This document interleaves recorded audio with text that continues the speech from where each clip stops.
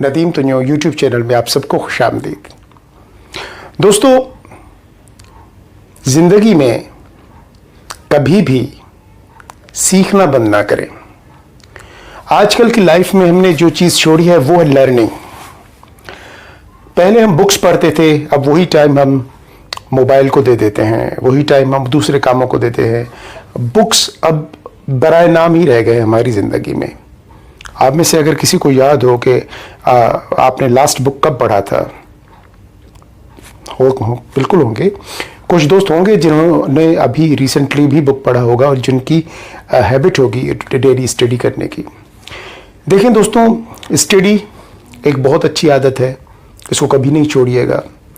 Learning process ज़िंदगी में कभी नहीं छोड़िएगा। अगर कहीं से कोई ट्रेनिंग हो रही है, सेल्स की, मार्केटिंग की, डिसिप्लिन की, बिजनेस कोचिंग करवा रहे हैं, कुछ भी हो रहा है तो ज़रूर सीखिएगा। दूसरी इम्पोर्टेंट चीज़ जो बहुत ज़्यादा अहम है कि इस किस्म के जो वीडियोस हैं जहाँ से कोई ना कोई इन्फॉर्मेशन, कोई मोटिवेशन मिलती है, ज़रूर देखा करें, बजाय इसके कि आप कोई ऐसा वीडियो देखें जिससे आपकी ज़ात को कोई फ़ायदा ना हो। दोस्तों, एक पेंटर था, वो हर रोज़ शाम को पेंटिंग करता और सुबह होती तो वो पेंटिंग जाके शहर में बेच आता। उसको उसकी पेंटिंग के 500 रुपये मिलते थे, उससे उसका घर चलता था। लेकिन वक्त के साथ अब वो बूढ़ा हो चुका था। अब वो जब पेंटिंग करना शुरू करता था तो उसके हाथ कांपते थे। अब उसे फिक्र लाहक हो गई कि अब घर कैसे चलेगा। फिर उसने सोचा कि मेरा बेटा भी अब माशाल्लाह जवान हो गया है, क्यों ना मैं इसको भी ये हुनर सिखाऊं और आगे जाके वो पेंटिंग मार्केट में सेल करके अपना घर चलाए।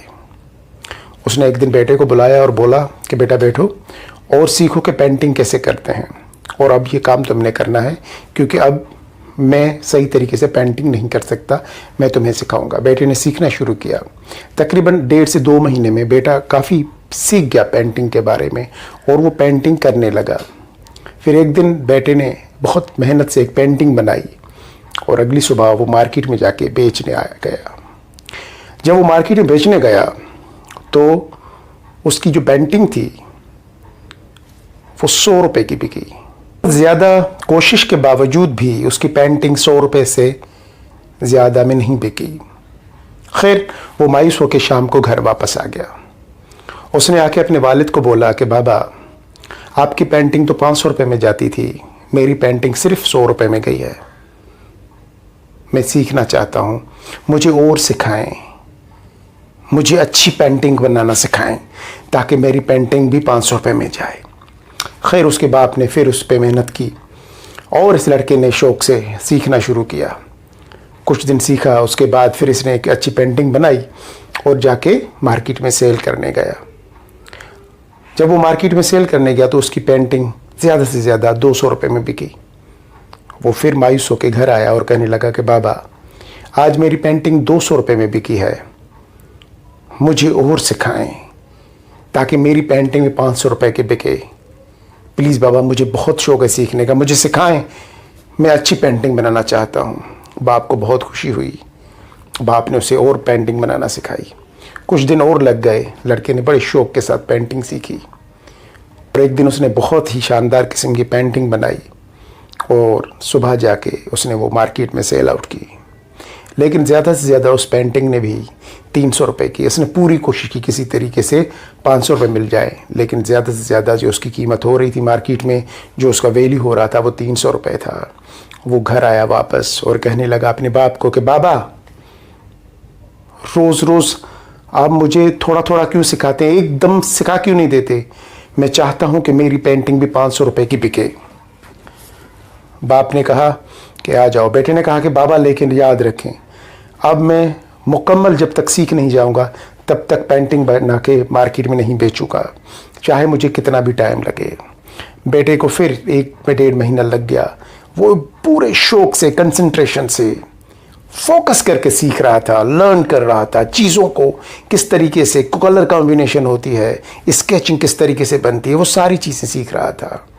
सीख के एक दिन उसने एक बहुत बेहतरीन किस्म की पेंटिंग तैयार की और जब वो मार्केट में बेचने गया तो वो 100 रुपए की नहीं गई, 200 की भी नहीं गई, 300 की भी नहीं गई, 500 की भी नहीं गई, पूरे 700 रुपए में वो पेंटिंग बेच के आया। और उस दिन वो बहुत खुश होकर घर आया। उसने अपने बाप को बोला, बाबा बाबा आज मैं कामयाब हो गया, आज मैंने 700 रुपए की पेंटिंग बेची है। तो बाप को भी बहुत खुश हो रहा था उसका बाप। उसके बाप ने बोला, बेटा मैं चाहता हूं, आओ तुम मुझसे और सीखो, मैं चाहता हूं तुम अपनी पेंटिंग 1000 रुपए की बेचो। तो इस पे बेटे को हंसी आ गई। कहने लगा, बाबा क्या बात कर रहे हैं, क्यों मजाक कर रहे हैं, 500 रुपए से ज्यादा तो आपने जिंदगी में कभी पेंटिंग नहीं बेची।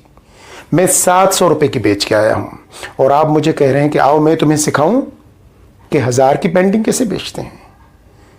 अगर इतना आप सीखे हुए होते तो आप 700 की कभी बेच के आते, 1000 रुपए की बेचते। बस अब आपसे सीखने के लिए कुछ नहीं बचा।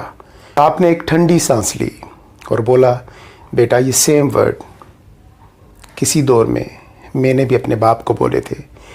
जब मेरे बाप ने मुझे पेंटिंग सिखाई थी और वो पेंटिंग मैंने जाके मार्केट में 500 रुपए की बेची थी, तो वापस आया था तो मेरे बाप ने मुझे बोला था कि बेटा आओ तुम्हें मैं सिखाऊं कि किस तरीके से 1000 रुपए में और 800 रुपए में पेंटिंग बेचते हैं। तो मैंने अपने बाप को यही बोला था कि बाबा तुमने तो कभी 400 रुपए से ऊपर पेंटिंग नहीं बेची, तुम मुझे क्या सिखाओगे कि 500 रुपये कैसे पेंटिंग बेचते हैं। मैं 500 रुपये पेंटिंग बेच के आया हूँ, मुझे अब आपके पास सिखाने के लिए कुछ नहीं बचा।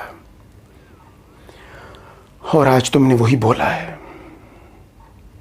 दोस्तों, जिस दिन ज़िंदगी में, जिस भी दिन ज़िंदगी में, जिस भी स्टेज में, जिस भी उम्र में आप सीखना बंद कर देते हैं, आपकी सक्सेस बंद हो जाती है, आपकी कामयाबियां रुक जाती हैं, आपकी ग्रोथ रुक जाती है, आप आगे नहीं बढ़ पाते।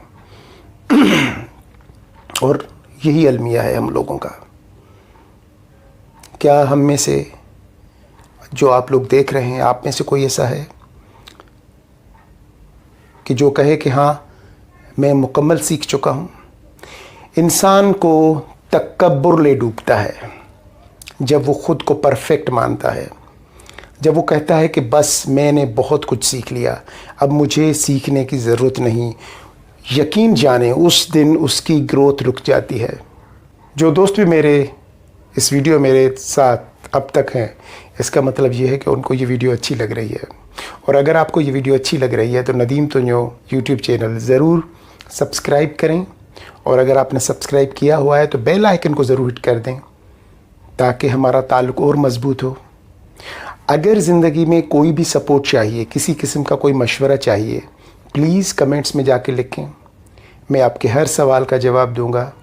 मैं आपके हर ऑब्जेक्शन को हैंडलिंग करने का तरीका बताऊंगा, चाहे वो सेल से रिलेटेड हो, चाहे वो लाइफ से रिलेटेड हो, चाहे वो एडमिनिस्ट्रेशन से रिलेटेड हो, जिस भी किस्म की ज़िंदगी से ताल्लुक़ रखने वाला कोई मसला हो, मैं कोशिश करूंगा कि आपकी ज़िंदगी में एक पॉजिटिव चेंज लेके आऊँ।